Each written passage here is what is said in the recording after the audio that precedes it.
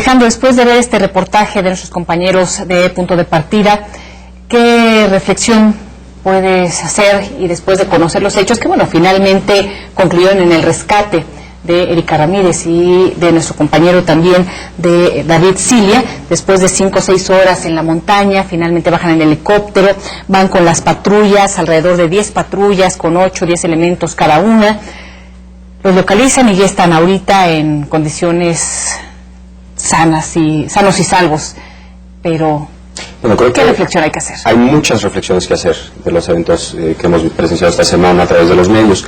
La primera, y permíteme retomar las preguntas que hacías antes de ir al corte, es ¿qué ley impera en Copala? No sé qué ley impera, pero lo que queda claro es que la ley del Estado mexicano no es la que impera en Copala, tampoco lo es la del Estado de Oaxaca. Vamos, eso no quiere decir que el problema esté en el municipio autónomo, parece que es un conflicto dentro de la comunidad en la cual preguntabas tú también quién defiende a los niños, quién defiende a los periodistas, quién defiende a las personas. Bueno, lo que vemos es que cada quien defiende a los suyos, eso es lo que parece, ¿no? Lo primero que estamos viendo son distintas organizaciones con control territorial, distintas a las autoridades constitucionales, todas ellas, o sea, ninguna de ellas son autoridades constitucionales, son agrupaciones, pues, vamos, unos se califican unos a otros de paramilitares, se califican de grupos en rebeldía, es difícil saberlo, pero lo que sí podemos ver es que el Estado no tiene el control de la región, o sea, el Estado, me refiero al Estado mexicano, y que parece que cada quien defiende a los suyos, o sea, estamos en una guerra de baja escala intestina dentro de una comunidad. ¿Qué es un municipio autónomo? Bueno, técnicamente no es nada. Lo que hemos visto en los años recientes, desde que empezaron a declararse autónomos ciertos municipios o ciertos pueblos dentro de municipios en la región de los Altos de Chiapas, pues son básicamente comunidades. Normalmente tienen un apoyo amplio dentro de su comunidad, pero no total. Digo, es difícil que haya apoyo unánime, que desconocen al gobierno constitucional y que desconocen la legitimidad del gobierno constitucional y entonces que se gobiernan autónomamente, o sea, que deciden gobernarse autónomamente y organizarse autónomamente. Lo hemos visto con los famosos caracoles zapatistas, vemos también que hay ahora en Copala estos municipios autónomos. Simplemente creo que lo que nos están diciendo quienes se autodenominan municipios autónomos y tienen el control y apoyo de su comunidad lo suficiente como para tener el funcionamiento estable de la comunidad, es que están desconociendo a las autoridades constitucionales. Y cuando una comunidad entera desconoce a la autoridad constitucional, creo que lo que tenemos que hacer es precisamente reflexionar. ¿Por qué es que una comunidad entera desconoce a un gobierno constitucional? Y además de reflexionar, pues ya nos dirás más adelante, Alejandro, ¿qué más se puede hacer? Vamos, legalmente no hay nada más, es nada más llegar a la reflexión y decir por qué no nos quieren, o tienen que tomar cartas en el asunto a nivel federal y estatal. Por supuesto, se tiene que tomar cartas en el asunto y la Constitución prevé mecanismos para situaciones en las cuales el gobierno no tiene el control efectivo sobre un territorio. Esos mecanismos son dramáticos, son mecanismos que suelen intimidarnos mucho mencionarlos, son la suspensión de garantías, el estado de emergencia, la declaración de desaparición de poderes en algunos casos, pero lo que hemos visto en estos años... ¿Con la entrada del ejército? Normalmente el ejército no debe de entrar en cuestiones de seguridad interna, o sea, eso está disputado constitucionalmente. Nos estamos acostumbrando a tener al ejército haciendo labores policíacas en las calles, pero en realidad, vamos, para eso tenemos cuerpos distintos, cuerpos de seguridad interna y cuerpos de seguridad externa, y el ejército debería ser un cuerpo de seguridad externa, no interna. Entonces no necesariamente la suspensión implica una entrada del ejército a las comunidades. Pero lo que sí hemos visto en los últimos años, y lo hemos visto en las ciudades del norte que están aquejadas por una violencia terrible del narcotráfico, lo hemos visto en las comunidades en donde hay conflictos sociales y levantamientos populares, lo mismo en Oaxaca en el año 2006 que en la región de los Altos de Chiapas, es que las autoridades no se atreven a decir que no tienen el control sobre el territorio. O sea, estamos reformando nuestra Constitución para acotar las garantías constitucionales.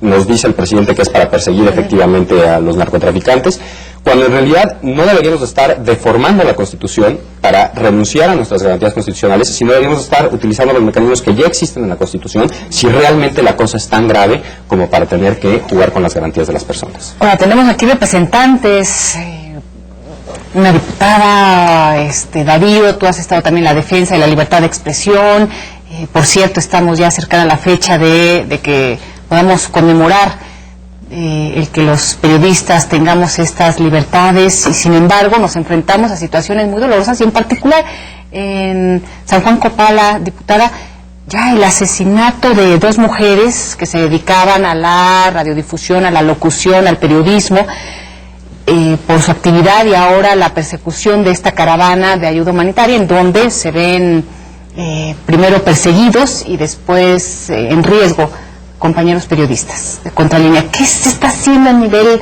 federal? ¿Qué hace la Cámara de Diputados? ¿Qué hace la Comisión para proteger las agresiones contra los periodistas? ¿Es reactiva lo que están realizando en la Comisión, o se prevén también algunos puntos para defender la labor periodística? Bueno, Elisa, pues acabas de hacer muchas preguntas a la vez que nos llevarían horas discutiendo, preguntas muy interesantes.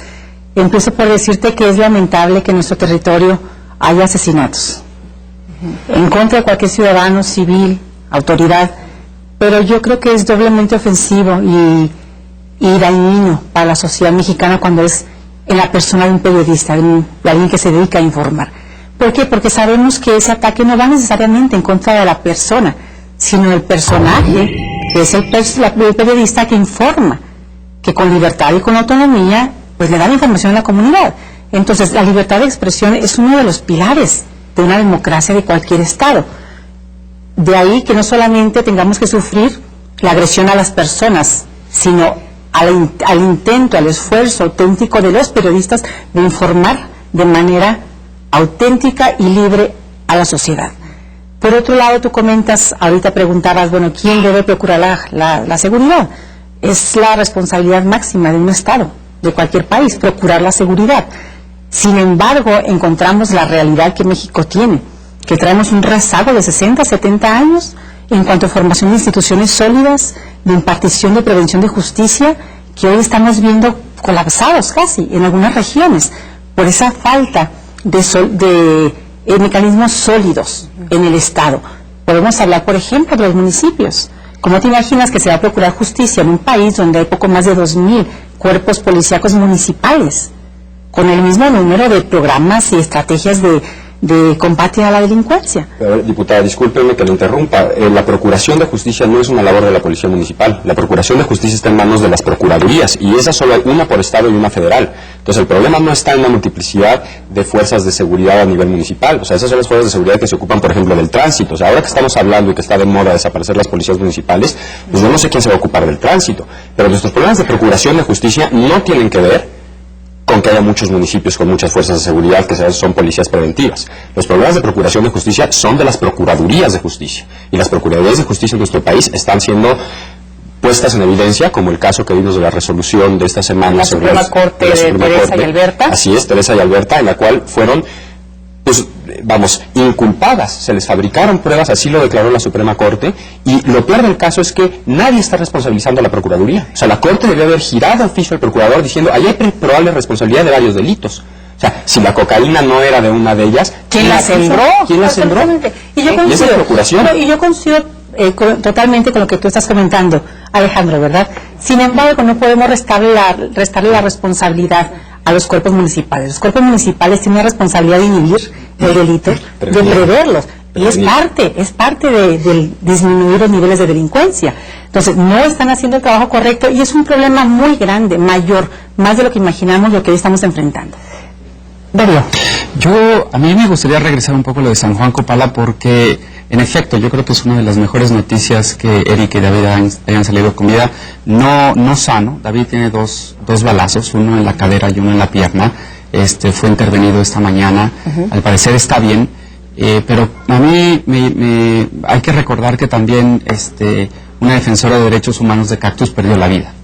Perdió la vida en un ataque en un municipio donde no es la primera vez que hay violencia, y la violencia es común en esa región.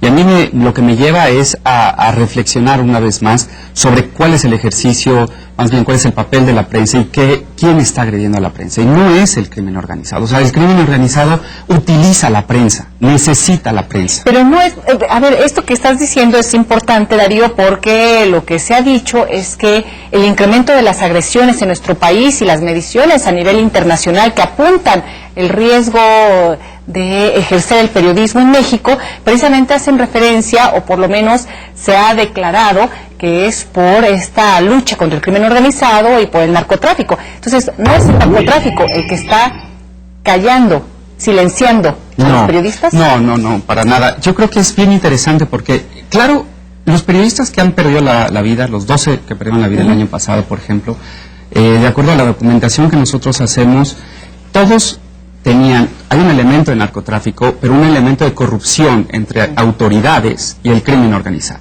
Y ahí es cuando el periodista se vuelve sumamente vulnerable para hacer su trabajo. Pero el crimen organizado usa a los medios de comunicación, intenta mandar mensajes, por eso están las mantas, por eso hay muchos otros tipos de trabajo. Y yo creo, regresando también a lo del municipio, el 90% de las agresiones son a nivel municipal. Entonces, me parece que sí hay un tema, y yo creo que en Oaxaca, evidentemente, y yo cuando hablé con Miguel Vadillo y en la mañana, él me dijo, nosotros durante 2 días nos sentimos solos.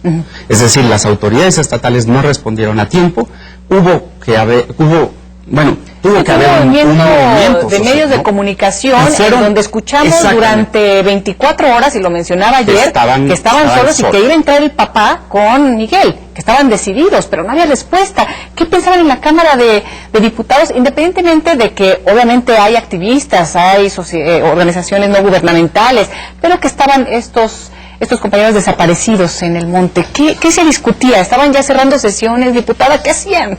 Bueno, pues mira, es un tema triste, si tú quieres verlo así como hablamos que el Estado tiene una deuda con la sociedad de muchos años en una procuración justa, también en el Congreso, la Cámara de Diputados y la Cámara de Senadores, es justo comentarlo, no está respondiendo, y no de esta legislatura, de muchas anteriores, no está respondiendo al reto que hoy la comunidad y los problemas de la sociedad lo están enfrentando. Vamos, no reacciona ni a tiempo, ni en cantidad suficiente, y mucho menos en calidad, para normar el marco jurídico que ayude a que la delincuencia disminuya. ¿Qué se discutía? Muchas cosas. ¿Qué decía la comisión para dar seguimiento a las agresiones a periodistas y medios de comunicación mientras 2 periodistas de Contralínea estaban en el monte, estaban desaparecidos y estaban corriendo peligro? Y además el padre y el director de la revista estaban diciendo que iban a ir con un riesgo altísimo. No había nada que hacer, se habló del tema. No. La verdad no se tocó el tema tan a fondo con la gravedad que se presentó. El Congreso se ve inmerso en una serie de temas a nivel nacional que se discuten, que muchas veces nos quitan atención de lo importante, de lo urgente, y obviamente ese tema no fue de discusión en las mesas de las comisiones en ese día. Está a punto de concluir el tiempo del centro del debate. Darío. Yo, para cerrar, me parece que sí hay que hacer una reflexión a fondo, porque la libertad de prensa sí está bajo fuego, como lo anunciaste tú a la entrada. Me parece que los periodistas y los medios de comunicación y la sociedad tenemos que darnos cuenta que México sí es el país más peligroso para ejercer este derecho en América Latina, que entre más pequeño sea el medio de comunicación, más en el interior de la República, más vulnerable es. Y me parece que el lunes, que se celebra el Día Internacional de la Libertad de Expresión, pues podemos hacer una buena reflexión alrededor de quién está agrediendo a la prensa en este país, ¿no? Alejandro. Mira, Elisa, yo creo que tenemos que sí reflexionar y observar y monitorear a todos nuestros cuerpos y entender bien qué hace cada quien. Está la prevención de delitos, y eso corresponde tanto a municipios como a estados, como a la Federación, a la Secretaría de Seguridad Pública de cada una de esas instancias. Está la procuración, eso corresponde a las procuradurías, a los ministerios públicos, y ahí solo vemos los estados y la Federación. Y está la Administración de Justicia, de nuevo los estados y la Federación. En el caso de las mujeres queretanas que fueron liberadas esta semana, el ministro Saldívar lo dijo con mucha claridad: este es un caso que es una vergüenza para nuestro sistema de justicia. Yo iría un poco más allá y diría, nuestro sistema de justicia es una vergüenza.